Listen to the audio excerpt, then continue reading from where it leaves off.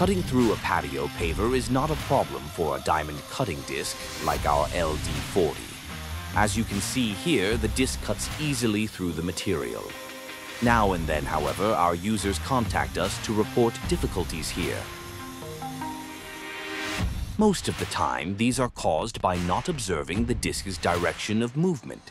This direction is indicated on all diamond cutting discs, usually on the back, and results from the discs being pre-sharpened during the manufacturing process.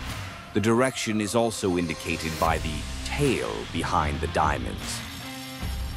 As a comparison, we've now put the cutting disc on the wrong way round, and you can clearly see that the disc is now running into trouble. The diamonds can't really work properly, and most of the stock is being removed by the segments themselves. These then heat up so much that the cutting disc can even be destroyed after completing several cuts.